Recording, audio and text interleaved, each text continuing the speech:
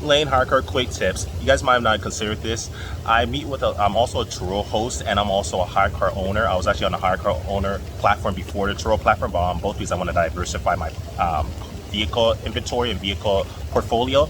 But one thing I consider is that, unfortunately, and this is true from my personal experiences and from speaking with different hosts and HyreCar renters, Turo guests typically treated a lot better than HyreCar renters. And my belief is that I think that it's more of a requirement that Turo implements, and also it has the higher prestige level. HyreCar doesn't have that.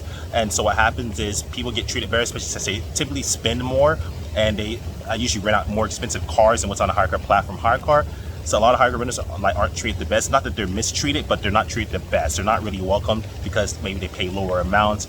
Maybe they're not as rich or not as affluent or don't have as much disposable income, and they're using the car to earn money. So they're in a position where they want to work. It's not because they're in the wealthiest position. Turo, you might meet people who have a lot more money or income or disposable income. This is just a different demographic. So what I try to do is to give myself more of an advantage and also just be a nice person.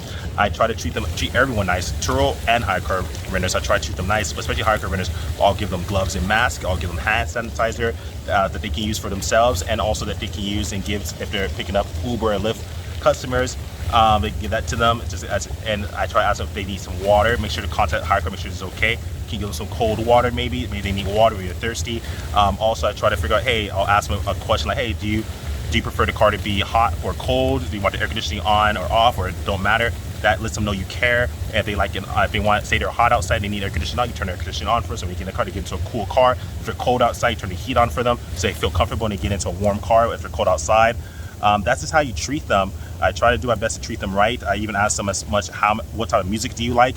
That way, they say, hey, I like rap, or I like rock, or I like classical. I'll turn to that channel when I give them the car. Things like that just go a long way because they remember that. And they're not treated the nicest in comparison to Turo guests.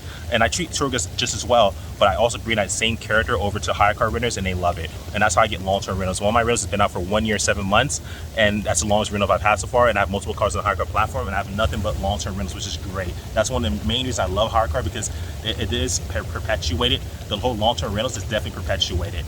Turo is awesome and you get consistent bookings, but it's not based on long-term. Long-term, like this could go 1 year, 2 years, 3 years, months at a time on HyreCar, and I love that. And yes, I've gotten long-term rentals on Turo, but it's just a different demographic. So how do you recommend? Be nice, be courteous, be kind to them. Like, subscribe, share, follow me on Instagram. Love you guys. Conrad out. Peace.